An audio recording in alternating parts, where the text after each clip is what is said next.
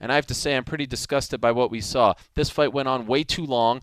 I don't know why Anthony Smith's corner did not react to it earlier, didn't stop the fight earlier. They let their guy get beat up for at least 2 rounds there, and it was just excessive. It was needless. And so my partner, Chael Sonnen, is all the way in Westland, Oregon. I see him reacting to the fight on Twitter, so I wanted to get his quick thoughts about it right now. He's kind enough to join us on the phone. Chael, are you there? I am here. I'm disgusted, Chael. I am infuriated. That is not who we are. That is not what we do on any level. I do not know what anybody's watching. I cannot believe the corners allowed him to go in. What is the corner there for? If you're not there to protect your guy, 2 10-8 rounds in a row, which, by the way, would have been 3 10-8 rounds in a row, which has never been done in the history of the sport because it means you got to get your guy out of there. I cannot believe that nobody saved him. He gave every clue that he was done. He had too much pride to get himself out of there. I think we can appreciate that, Ariel, but he's giving every clue, get me home. You don't stop the fight when your fighter can no longer move. You stop the fight when your fighter can no longer win. That was 12 minutes ago, Helwani. Yeah, it was needless. I don't understand. Who do you blame more here, the corner or the ref, Jason Herzog? Herzog could have stopped the fight there. He's got a bird's eye view of the whole thing. Why doesn't he stop the fight 2 rounds ago? I was a little bit confused with that, and I think I blame the corner a little bit more. Anthony was moving at times. I don't know that I buy the idea that he was intelligently defending himself, which is what the rule calls for, so I suppose a little of this would spill over to the referee. But more important than anything, you've got the corner. I mean, not for nothing, but the referee is out there working. He's looking at stuff. He's talking to guys. He's hearing some things that perhaps you and I don't know about, in fairness. My goodness, what's the corner doing there if they're not there to protect their fighter?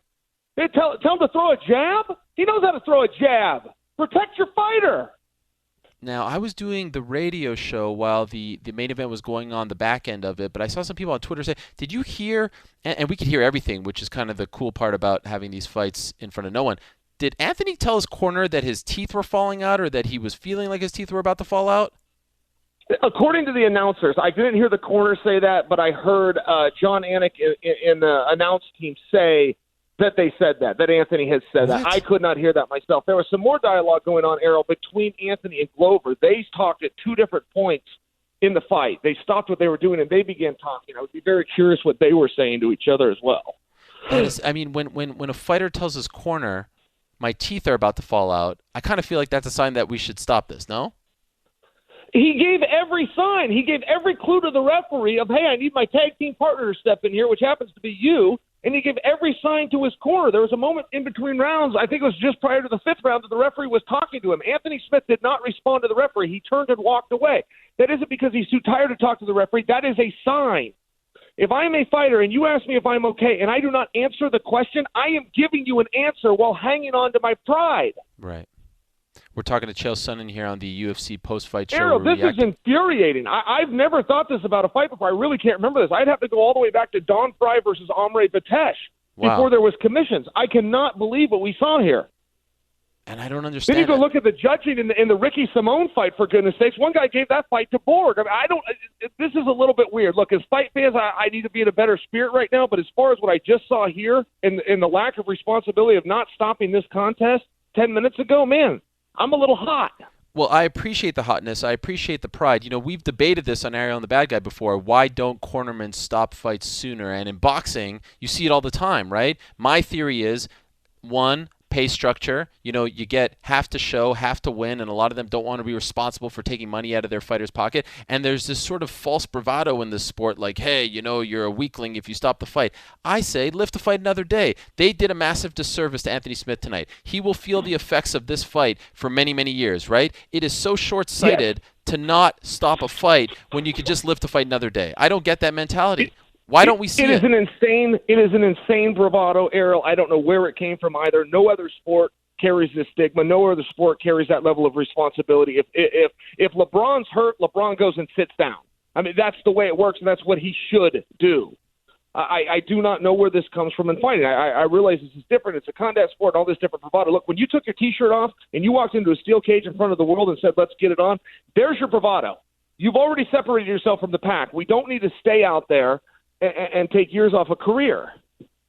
Now, let me ask you. Why would they not stop the fight? There's 3 of these guys in the corner. They all got a towel, and none of them fought after two 10-8 rounds, and their guy refusing to talk to the referee, their guy balling up, their guy being knocked down, their guy bleeding out of both sides. of his eyes. And by the way, then tells them, I think that my teeth are broken. Nobody picked up the clue.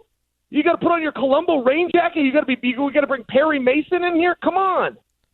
But Chael, I do feel like we need to blame Jason Herzog, who, by the way, is a fine referee and historically does a great job. What the hell was he seeing? Like, why did he let this go on so long? I feel like we could do this like a 50-50 split, right? We could blame the corner 50% for not stepping in, but we expect that out of them. I expect more from Jason Herzog, to be honest. Oh, everybody's hands are dirty in this thing. I really don't know what I just saw. I mean, it was no way to end a night. It was such a fantastic event and all the precautions and everything that went into it. I just don't understand why we had to do that to Anthony. I'm a little bit confused. And Ariel, I mean, look, I think we've set our piece on this. Let's go ahead and spin it in another direction. What a job by Glover. Yeah. I mean, not for nothing, but what a job by Glover. 40 years young, 41 years. Been in this business for a long time now. What is this? His fifth win in a row? If I'm wrong, it's his fourth. But I mean, that's quite a streak for a 40-year-old man. Oh, yeah. I mean, I didn't see this coming from him. He's 40 years old, as you said. He turns 41 in October. He's been in this game a long time. Now improves to 31-7. He's won 4 in a row. Now, the guys before Anthony Smith weren't quite contenders, but still, 4 in a row in the UFC is 4 in a row. Very impressive. I thought Anthony won the first round, maybe the second. In your opinion, what did Glover do to turn this thing around and do it so effectively and dominantly? Okay, so it was a little bit 50-50. Here was the problem. Anthony came out and fought like he's never fought before, and it was in one thing, and that was volume. I mean, he was pumping jabs. He was throwing front kicks, rear kicks, uppercuts, elbows, knees, but he's never done it in that kind of volume. If you go back and do a punch count in the first round of this fight versus any round in any other fight he's ever had, it was 2-1. And when the effort like that is being output over a 5-round, to use the Conor McGregor phrase that's become very famous, I was not efficient with my energy. Anthony Smith was not efficient with his energy. He dumped everything that he needed over 25 minutes. He put it all into about 7. And he just got tired. I mean, it was as simple as that. Look, when you're out there working harder than you've ever worked before, you're going to get tired. He got tired. And in fairness, I don't really blame his strategy. It looked as though he had some opportunities to maybe even get Glover out of there. It was a very one-sided affair. The problem was Glover was a little bit more experienced and said, okay, it looks like you grabbed this round. I'll throw this one away. I got 4 more to catch you, kid. And he did. Chael, you're the man. Thanks for coming on. Thanks for the passion. I appreciate it very much. Whatever, Helwani. Goodbye.